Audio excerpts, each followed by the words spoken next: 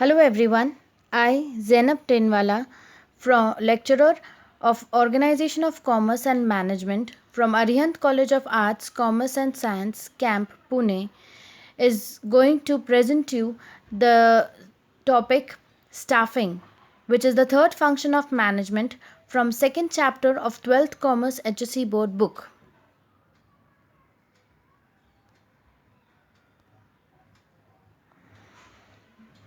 As we have already seen that there are 6 functions of management. We have already covered the first function, that is planning. It means what is to be done. The second function is organizing, that is how it is to be done. And the third function is staffing, that is who is going to do. Who is going to do means whatever we have planned, whatever we have organized, who all people will do that particular work. So, once we have decided the organizational goal, and on the basis of the organizational goal, we have even decided the organizational structure that we will take into consideration, or we should have a fair idea about what will be the number of manpower or people that we would require to be hired so that we can achieve the organizational goals effectively and efficiently. So, how are we going to do that? It is by the function of staffing. So, in the simple language, we can say that right person at the right job. So, just we'll go through the definition of function of management, staffing. The first definition, which is given by Theo Heyman, that is staffing function pertains to the recruitment, selection, development, training, and compensation of subordinate managers.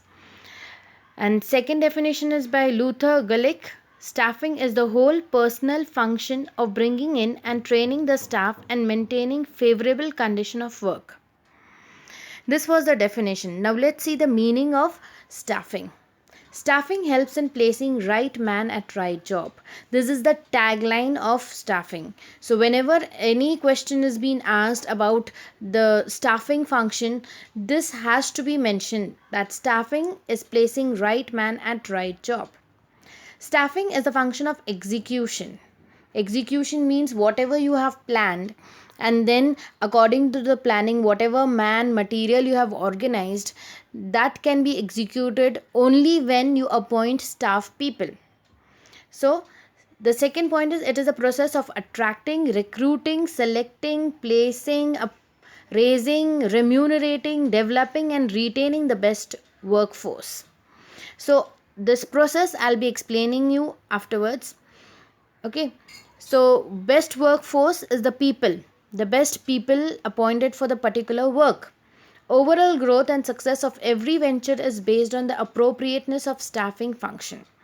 Like in a college or in a school, you require proper teachers, proper qualified teachers only to work, let the college work go properly so that the students can learn, have a quality education.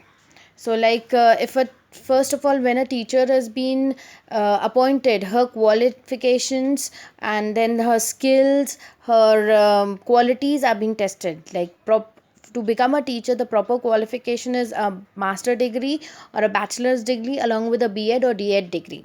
Okay, then what will be her skill? Her should be such that she has to have patience, so that whenever a topic which is to be taught, some students will get that topic very easily, but there are few students who need a repetition. So whatever she is taught, she has to repeat it again and again. She should not get hyper and tell the students whatever I have taught once, I'm not going to repeat it. So this is not the way the teacher has to deal with students. So a person having high temper cannot be a teacher. So this is the skill, this is the quality of the teacher, and teacher should explain the content in such a way, in a simple language, so that whatever content she is explaining, it has to be cleared. Okay, and if any queries arises, she has to tackle it in a proper way. Okay. So Now, according to this, staffing is not a one time process, it is a continuous process. That is, it requires a series of steps to be performed. Now, let's see what are the steps which are required in the staffing process. First is manpower planning. So the very first step is, when you organize, when you have planned and when you have organized the things, you come to know, okay, how many people you will be requiring to perform that work properly. So, like in a college, when you start a college, junior college, you have arts, commerce, and science stream. Okay, so you should know which are the subjects and which subject teachers will be appointed. So you have a fair idea. Now, when you start a college, you require admin department, you require accounts department, you need a principal, a HOD, a staff, a clerk. Okay, so you have a fair idea about how many people you are going to require. So that is the first thing, manpower planning. Second is employment of personnel. That is, it involves recruitment and selection of personnel as needed in the organization. Recruitment refers to identification of the source of manpower availability and making of efforts to secure applicants for the various job position in the organization. So once you know that you require, suppose, 10 teachers in the college for different various subjects, so then you place advertisement, you have mouth to mouth publicity and all these things, and then, like, for admin department you require 5 people, for accounts you require 2 people, so that everything is there in your mind. So you give an advertisement that so and so people are required for so and so work. So then when you start getting an appointment letters from, sorry, not appointment letters, you start getting resumes from various kind of people. So once you get resumes of different kind of people for that particular job, then you have the selection process. So what happens in the selection process? You choose and appoint the right candidate for various job in the organization. It includes receiving and screening of application, employment test, interview, medical examination of the candidates. So as you see, now that when the teacher has given her resume, she'll be called for an interview. After verifying the details in the resume, she'll be or he'll be called for an interview. Then their test will be conducted, interview will be conducted, various questions will be asked to the teacher. Then they'll tell her to present a demo lecture in the class. Then medically, if she is fit or no, that will be tested. And then after uh, going through such a long process, then they'll think over it again. So next is placement. Now, when an employee reports for duty, he is to be placed on the job for which he is best suited. Now, like if the teacher, her subjects are English and history, or she is a graduate from a commerce stream, or she is graduate from a science stream, then it cannot be a science teacher will teach English in arts, or a commerce teacher will teach physics in science. No, it cannot be that way. So a science teacher has to teach a science subject only, a commerce background teacher will teach only a commerce subject, and an arts background teacher will teach only an arts subject. So this is at that right person will be doing a right job. If I am a teacher of organization of commerce, but if I am told to teach physics in science department, I won't be able to teach it because I am not well versed with it. I'll be just reading out and just giving them little bit of details. But if I am a commerce background teacher and if I am appointed for OCM, then I am well versed with my subject and I'll be able to give you all much more knowledge, much more in deep I'll be able to explain you. So that's why it's said that right person at right job. So placement: when a new employee reports for duty, he is to be placed on the job for which he is best suited. Placement is a very important process as it can ensure right person doing the right job.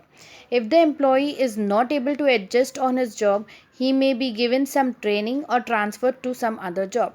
Like in an IT center, there if a person is not comfortable with online speaking, dealing with the customers online, so he may be trained for some time, and still if he is not able to handle the clients properly, then he might be shifted to back office job. Okay, so either he will be trained or he will be shifted to some other job where he will be or she will be comfortable. So that is called as placement. Now next is induction. Induction is concerned with the process of introducing or orienting a new employee to the organization. Like whenever you come, like if you are a new student coming to the class, you are first been oriented about the college, what is the campus, then who are the teachers, then how where are the classes will be conducted, and all this kind of stuff. So the new employees are familiarized with you, their units, supervisors, and fellow employees. They are also to be informed about the working hours, tea or coffee break, lunch period, procedure for availing leaves. So as you know, when a new students come in a college, like if when you were in 11th standard, you shifted from school to college, so that time there was an induction program conducted, so where the teachers introduced the college, the teachers themselves, then they told you how the lectures will be conducted, how much long will be, when you will have your lunch break, when you will be having your short term break, when will, how the exams will be conducted, which exams will be of what marks, everything was introduced to you. In the similar way, when a new person is being appointed for a job, at that time also he's be or she's been introduced to the surroundings, what everything, the who are their colleagues, who is the boss, everything is being done.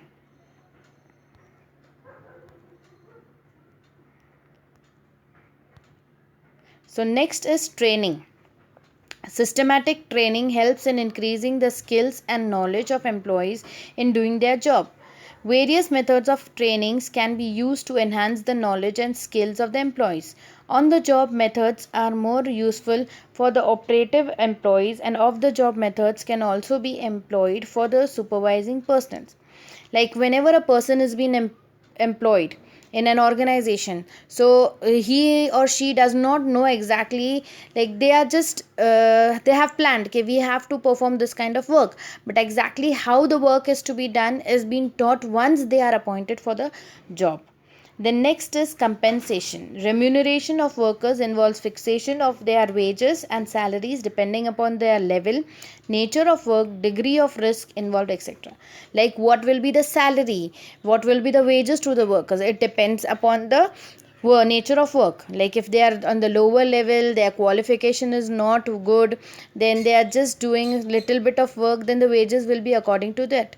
Like in as compared to the high top level management, they are taking continuous risk, they are planning, they have well educated, they have lots of experience, so they are paid according to it.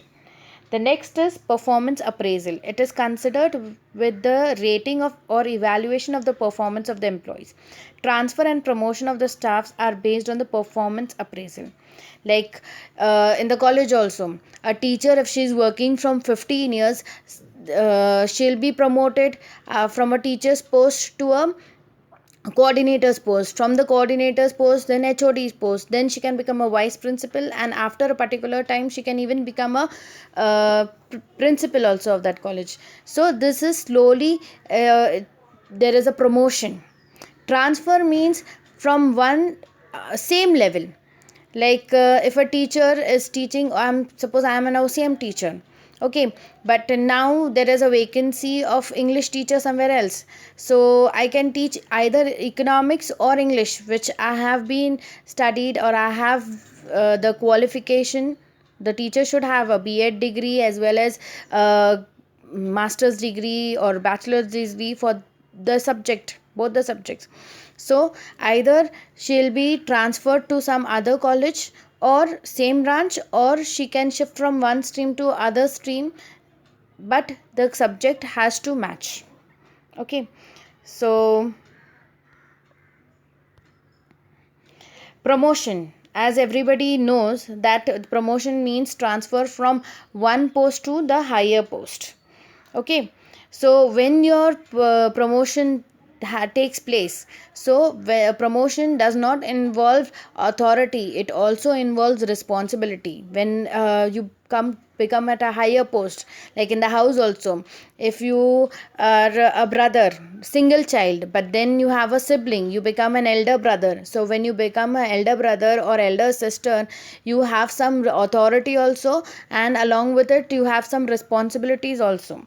Okay, so that is promotion. It implies upgrading of employee to a higher post involving increase in rank, prestige or status and responsibilities. Generally, increase in pay accompanies promotion, but it is not essential ingredient, and there can be a dry promotion also. Next is transfer. It implies movement of employee from one job to another without any increase in pay, status or responsibilities.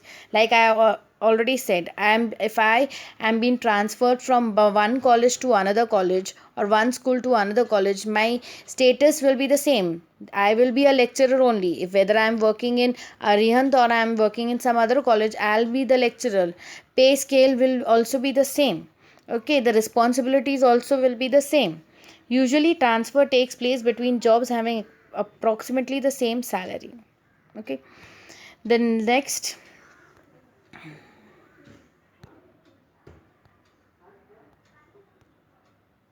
so we can conclude with this that an enterprise without the human resource cannot perform any functional activity. Every activity of an organization is centered on the employees of an organization. Like whatever you have planned, whatever you have organized, but without an employees, you cannot move further.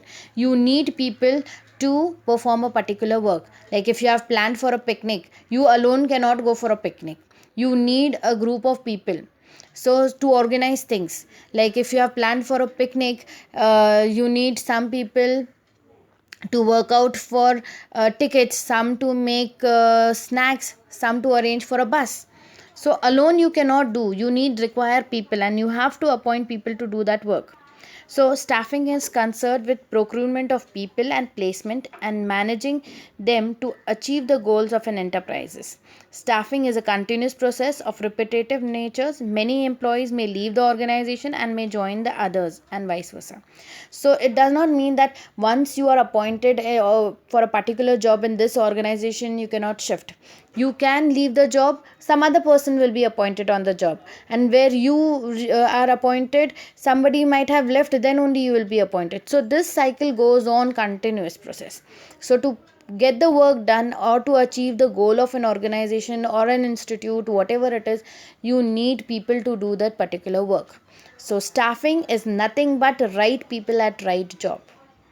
So see you in the next video, where I'll be teaching y'all or explaining y'all the importance of staffing. Till then, take care. Thank you.